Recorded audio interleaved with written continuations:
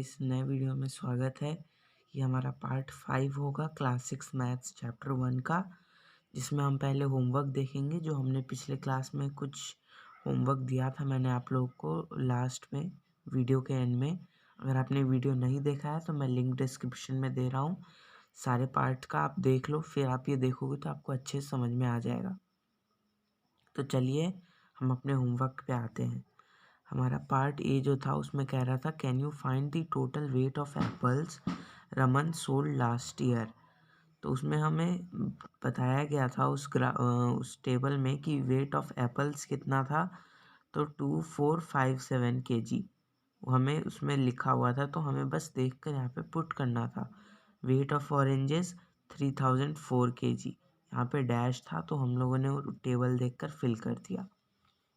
तो हमें total weight निकालना था एप्पल और ऑरेंजेस का। तो यहाँ पे हमने एप्पल का वेट पुट कर दिया प्लस ऑरेंजेस का वेट पुट कर दिया इज इक्वल टू दोनों का वेट मिलाकर जो आएगा वो आएगा हम लोग का 5461 kg। तो हमारा टोटल वेट क्या हो गया 5461 kg। इसके बाद हमारा पार्ट बी जो है वो है can you find total money Raman got by selling apples. तो हमारे टेबल में लिखा है कि cost of 1 kg Apple is ₹40। तो हमारे पास टोटल कितना kg है एप्पल सोल्ड हुआ है हम लोग का कितना 2457 kg। तो हम लोग 2457 इंटू 40 जब कर देंगे तो हमारा टोटल कॉस्ट आ जाएगा कि कितना हमें एप्पल को सेल करने से मिला है। ठीक, तो हमारा टोटल कॉस्ट क्या आ रहा है एप्पल को मतलब सेल करने से 98,280। फिर उसके बाद हमारा नेक्स्ट क्वेश्चन है how can you find total money Raman got by selling apples and oranges together. Cost of apples कितना है 98,280। हम लोगों ने यहाँ पे ऊपर फाइंड किया था कॉस्ट ऑफ एप्पल्स, ये रहा 98,280। तो हमने यहाँ पे लिख दिया कॉस्ट ऑफ एप्पल्स। हमने कॉस्ट ऑफ ऑरेंजेस नहीं निकाला था, तो इसलिए हम लोगों ने कॉस्ट ऑफ 1 kg ऑरेंजेस यहाँ पे ₹30 पुट किया है, क्योंकि टेबल में गिवन में डेटा में हमें दिखा रखा है। तो फिर हम तो हमारे यहाँ पे कॉस्ट ऑफ 3004 kg ऑरेंजेस का कितना होगा, वो होगा 3004 इंटू 30 जो कि होगा 9120 सॉरी 90,120 रुपीज़ होगा हम लोग का। ठीक, उसके बाद हमें क्वेश्चन में पूछ रहा है according to question cost of apples plus cost of oranges. हमें क्वेश्चन में पूछा गया है कि कॉस्ट ऑफ एप्पल और कॉस्ट ऑफ ऑरेंजेस को जोड़ेंगे एक साथ तो टोटल कितना कॉस्ट होगा। तो हमारा 98,280 जो है वो कॉस्ट ऑफ एप्पल है और 90,120 जो है वो कॉस्ट ऑफ ऑरेंजेस है। इन दोनों को अगर हम सम करेंगे तो हमारा टोटल आ जाएगा 1,88,400। ये हम लोग का टोटल कॉस्ट हो गया। अब हमारा जो पार्ट मतलब इस क्वेश्चन का पार्ट डी है उसको अब देखेंगे।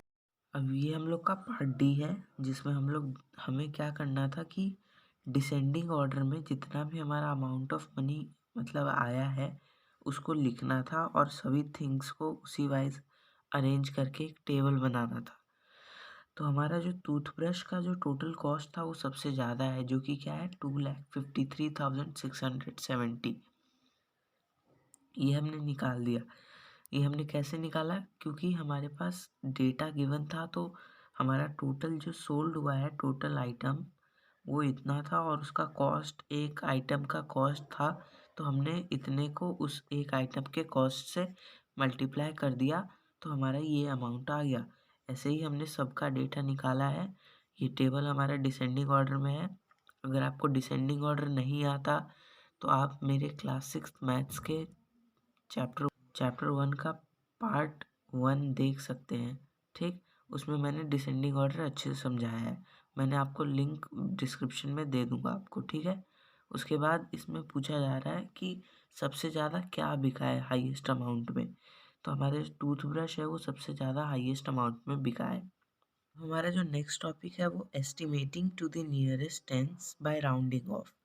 अब जैसे हमारे पास नंबर है 6, इसका अगर हमें राउंड ऑफ करना हो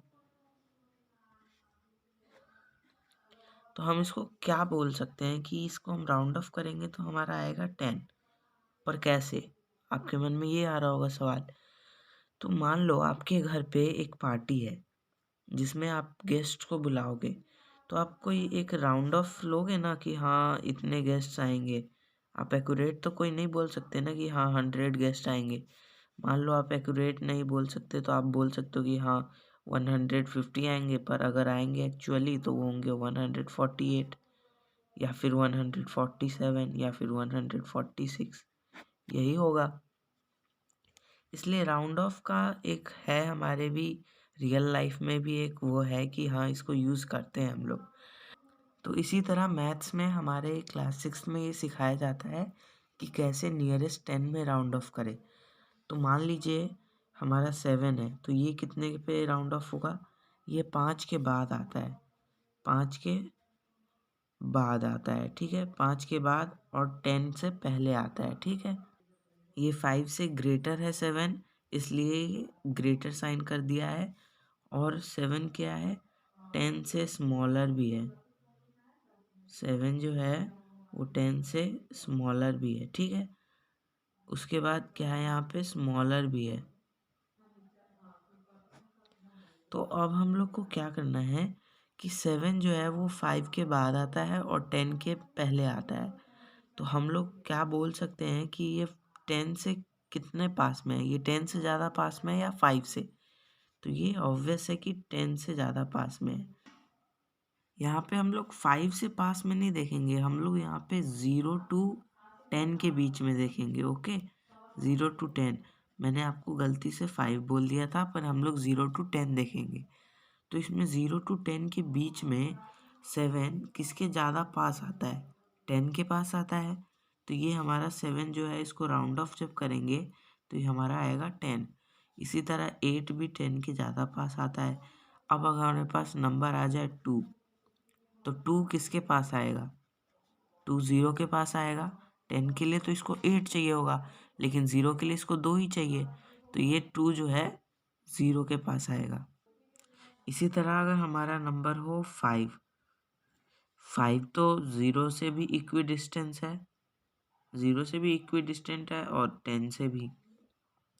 तो इसको हम बेसिकली अगर राउंड ऑफ किया जाए तो हम इसको 10 में ही करते हैं। जनरली वैसे ये 5 ही रहता है, लेकिन अगर हमें राउंड ऑफ करना हो तो हम लोग 10 पे ही करते हैं।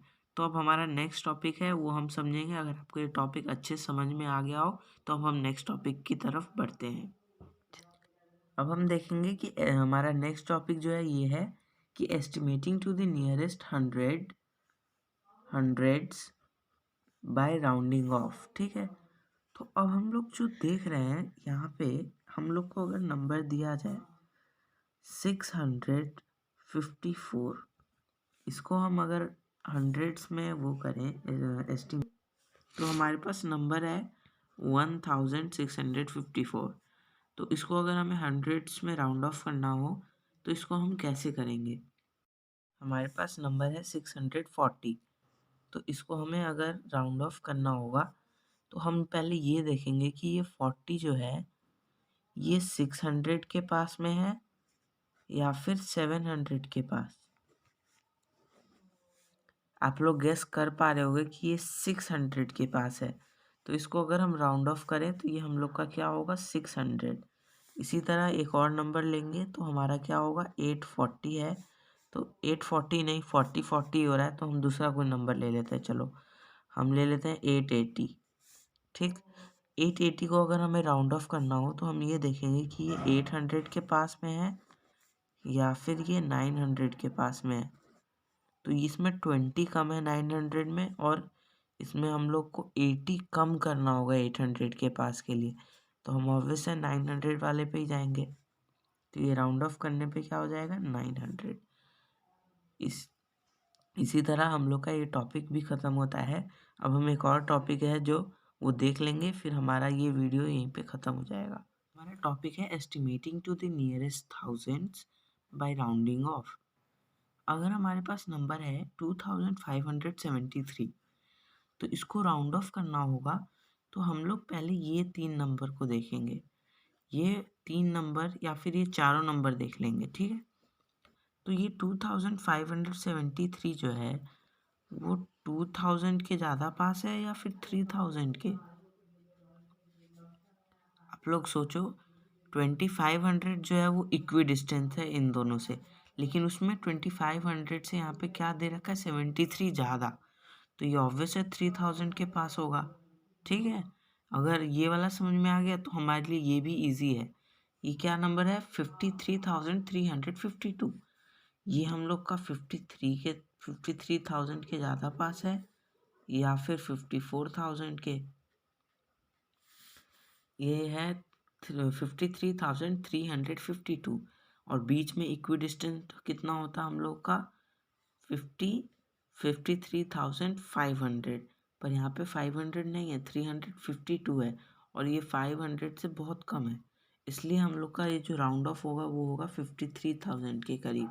ओके, तो इसी तरह हम लोग का ये पार्ट मतलब अब यहीं पे एंड होगा, और आपको ये टॉपिक अच्छे से क्लियर हो गया। अगर आपको पिछले वीडियोस अच्छे से समझने हैं, मतलब पिछले पार्ट जो आपने नहीं पढ़े हैं, वो आप हमारे चैनल पे जा कर के देख सकते हो, ठीक है? और मैं लिंक डिस्क्रिप्शन में दे दूँगा इस चैप्टर के और भी पार्ट्स के। Thank you. अगर आपको वीडियो पसंद आया हो तो प्लीज़ लाइक करना, और इस चैनल को जितना मतलब सब्सक्राइब कर सको करो, और इस वीडियो को जितना शेयर कर सकते हो करो, प्लीज़। थैंक